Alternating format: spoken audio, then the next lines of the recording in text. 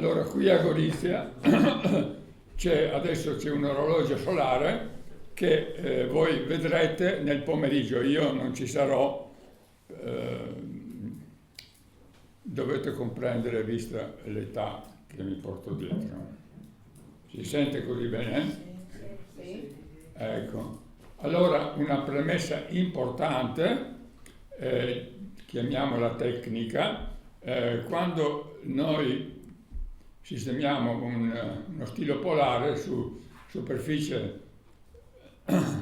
verticale e orizzontale, abbiamo una differenza che le ore sull'edificio, sulla meridiana verticale, girano in senso antiorario, mentre sulla meridiana orizzontale le ore girano in senso orario.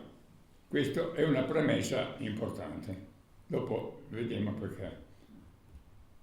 Allora, nel 1916, durante la Prima Guerra Mondiale, c'è stato un bombardamento molto intenso da parte delle forze armate italiane contro il castello di Gorizia, perché probabilmente nel castello di Gorizia c'era qualche comando austriaco e forse depositi di armi o roba del genere.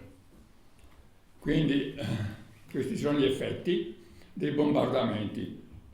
Sicuramente causa questi bombardamenti la meridiana del castello, che voi vedrete riposizionata in maniera corretta, venne mezza distrutta. Si salvò metà e questa è la metà che si vede nel cortile dei Lanzi, voi ci andrete, sulla parete della torre di difesa centrale del castello, molto antica. C'era un sovrintendente, dopo la vittoria, il sovrintendente, un certo Cossar, che non sapeva niente di mnemonica, per nostra fortuna capì che questo oggetto era importante e lo posizionò in verticale. Quindi gli dobbiamo essere comunque grati, perché se restava in qualche magazzino nessuno se ne sarebbe mai più accorto. E invece un giorno io passavo di là e me ne accorsi che era una cosa molto interessante. Ho già presentato questa cosa a un convegno di austriaci. Qui ci sono i colleghi austriaci, questa è la meridiana. Come faccio qui? Come faccio? Da sotto tra questo giro. Andiamo. Ecco, quindi qui pulsantino. Sì. Ecco, qui c'è la meridiana, qui c'è il presidente. Naturalmente furono tutti scandalizzati perché non era stata posizionata nella posizione corretta, perché essendo una meridiana orizzontale le ore girano in senso orario, quindi andava posizionata orizzontalmente e non verticalmente. C'è stata una collega austriaca, era furibonda, la signora Köttinger, e voleva andare a tutti i costi al comune e fare una confusione per ottenere, diciamo, finalmente il posizionamento corretto. Io la trattenni perché sapevo che c'erano delle difficoltà dentro nel comune. In 3 anni, ci hanno messo 3 anni, le cose finalmente poi si sono risolte. Ecco, la situazione era stata ben delineata nel mio contributo, nel libro di Aurelio, che lo trovate ieri, e c'erano ancora 3 copie qui nell'atrio di questo libro, Le ore del sole. Questa è una foto che sicuramente ritrae il cortile dei Lanzi prima del posizionamento della meridiana. Ecco, questo è il lavoro che abbiamo fatto, sono stato con Aurelio Pantanali e con Renato Devetac. Pantanali ci ha dato il progettino del modello che poi verrà distribuito. Renato Devetac ci ha dato dei contributi storici veramente importanti. Questo è un disegno del castello del 1600 probabilmente. Qui si vede bene l'orologio che dava l'ora a tutta la città, c'era anche una campana. Quindi a Gorizia, contrariamente, cioè in Italia normalmente è il prete e la chiesa, il campanile che ha l'orologio e la meridiana per regolare, mentre invece sia a Gorizia che a Trieste l'ora della città era di origine civile. Questa è una stampa successiva del castello, voi andrete a visitare il castello, e la torretta è stata cambiata, però c'è sempre l'orologio, la campana non c'è più. Noi abbiamo posizionato la meridiana sullo spalto perché doveva necessariamente servire al regolamento, alla regolazione dell'orologio. Ecco, da una certa data, nel 1778, probabilmente la meridiana del Barzellini, di cui vi parlerà l'amico David Tagg, probabilmente serviva proprio per questo motivo, perché la differenza di 5 minuti tra una linea e l'altra coincide con quello che sono i segni di un orologio meccanico, no?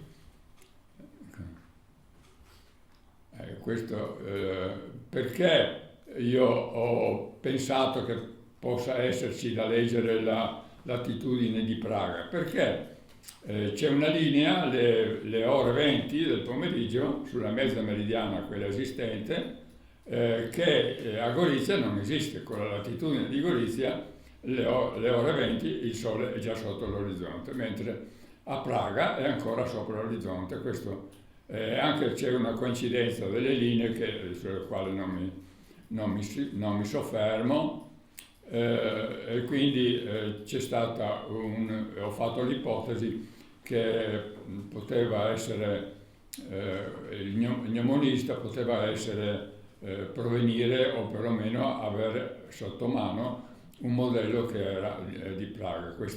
A Praga, grazie all'imperatore Rodolfo II, c'era un grande sostegno alla scienza e anche alla mnemonica.